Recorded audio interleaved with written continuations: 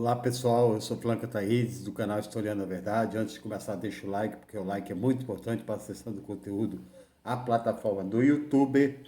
Quem gostar do conteúdo, se inscreva no canal, curta, compartilhe. Só assim o conteúdo poderá chegar mais longe para que mais pessoas tenham acesso, tá? Vamos falar hoje por que Dilma Rousseff sofreu um golpe, tá? Eu vou voltar outro dia para falar que, da mesma forma, Getúlio Vargas se suicidou, não é? Porque era um governo nacionalista e a elite econômica não queria o nacionalismo no Brasil, a criação da Petrobras, né? Em janeiro de 54 ele deu 100% de aumento de salário mínimo, a elite nunca perdoou, né? Jangular as reformas de base, dentre elas a reforma da educação, a reforma agrária, que também levou a elite e a classe média para a rua, como foi em 2016 para derrubar a presidente Dilma Rousseff. E o porquê? Né? Lendo esses livros, a radiografia do golpe, do professor Gessé de Souza, Por que Gritamos Golpe, que é da editora Boitempo, é uma série de artigos de vários economistas, sociólogos, filósofos, né, do professor Gessé de Souza, A Classe Média no Espelho, e do professor também Gessé Souza, A Elite do Atraso, desde a escravidão à Lava Jato, tá? Os motivos que levaram, né, Dilma a sofrer o impeachment, tá? Primeiro, a lei da partilha. A lei da partilha, depois da descoberta do pré-sal, né, no governo Lula, em 2009, se eu não me engano, né, objetivava o quê? 50% de todo o lucro obtido na extração do petróleo seria aplicado em educação, né, na educação pública. Isso transformaria a educação pública da classe trabalhadora em uma das educações melhores do mundo. E isso ameaça a burguesia. Por quê? Porque tanto o pobre como a classe média, o trabalhador como a classe média, possui a mesma capacidade cognitiva, só não tem as mesmas oportunidades. Não é? Então, a classe média está na classe média por ter mais oportunidades e por ter o domínio através do controle do diploma universitário, tá? E transformando a educação pública em uma educação de qualidade, não é? O filho do pobre iria competir no mesmo nível de qualidade que o filho do rico, né?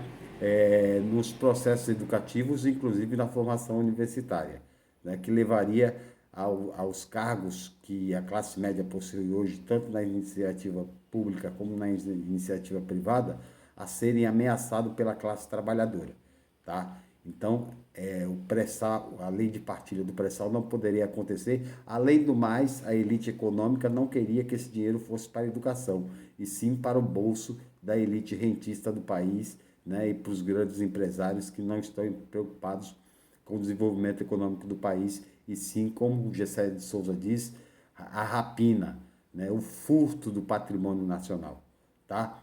Esse é um primeiro viés da queda da presidente Dilma. O segundo, né, a educação. A educação estava indo muito bem. Por quê? Porque o governo Lula já havia desenvolvido o ProUni, né, havia construído 18 universidades federais, 60% dos estudantes eram negros, pobres e índios, não é? E isso não agradava a elite econômica. Por quê? Porque eles iriam brigar por cargos de juízes, de promotores, de delegados da Polícia Federal, de agentes da Polícia Federal, de fiscais da Receita Federal, petroleiros, né? Fora os cargos de comando na iniciativa privada, como economistas, engenheiros, arquitetos, né? E isso não agradava a classe média. A classe média não, tinha algeriza até ao fato da classe trabalhadora andar de avião, né? Muitos diziam que os aeroportos tinham se transformado em rodoviária, né? Porque eles não gostavam de pobre andando de avião, tá? Então a educação estava indo muito bem, foram construídas 18 universidades federais, mais do que nos 90 anos anteriores, e 400 polos técnicos de educação técnica, inclusive escolas agrícolas, né, para desenvolvimento da agricultura familiar, que foi subsidiada no governo Lula, e para quem não sabe, 75% do que nós comemos vem da agricultura familiar, que pretende expandir a sua matriz em produtos livres de agrotóxicos até o ano de 2025, entre 2025 e 2030, nós ficaremos livres dos agrotóxicos na nossa alimentação, que vem da agricultura familiar, 75% do total da alimentação. As privatizações, não é? O governo do ex-presidente Lula, nem da presidente Dilma, queria as privatizações, assim como o neoliberalismo queria, porque nós somos um país de periferia, não é? Eu gravei outro dia um vídeo do livro Chutando a Escada, não é? Dizendo que essas políticas do consenso de Washington, não é? Queria atacar o Brasil também, só que o governo Lula e o governo Dilma não permitiram.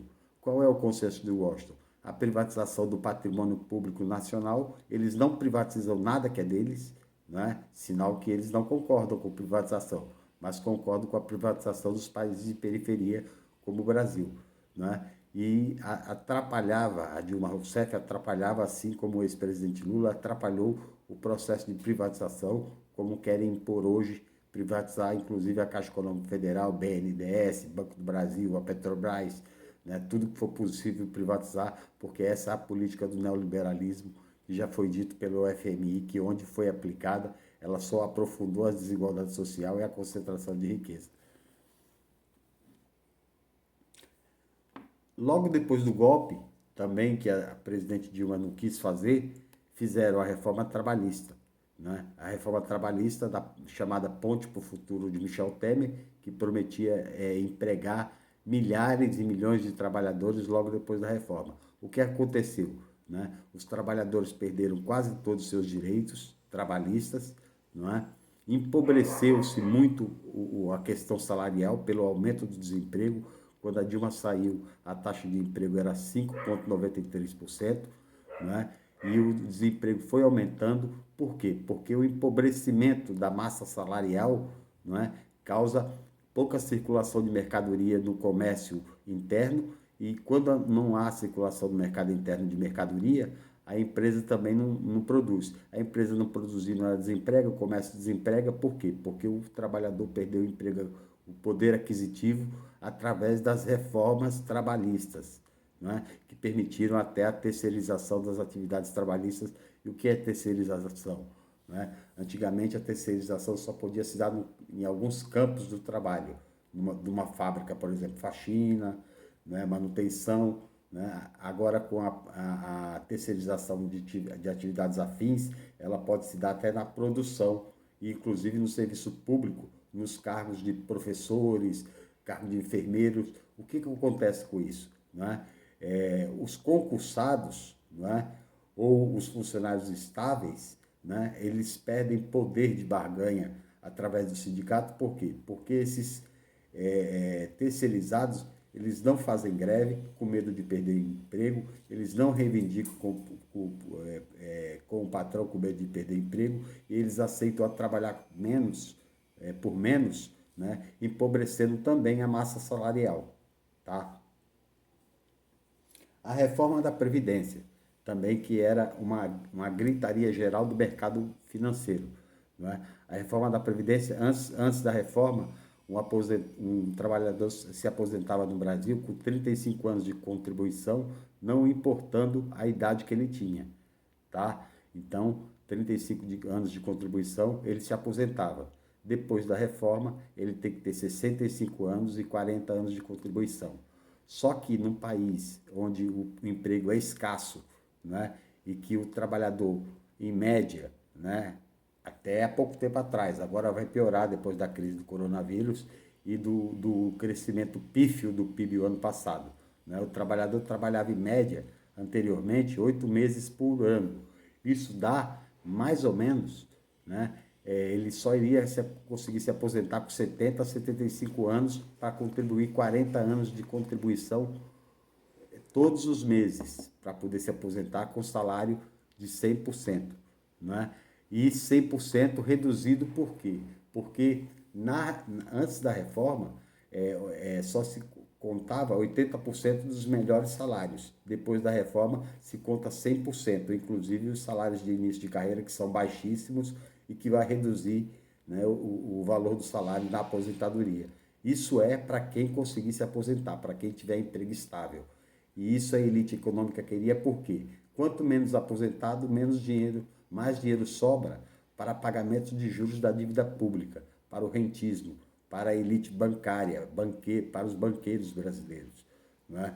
Quanto menos aposentado tem, mais dinheiro sobra para poder pagar o rentismo brasileiro. Tá? A PEC 95, né? A PEC do congelamento dos gastos públicos. Por que congelamento dos gastos públicos?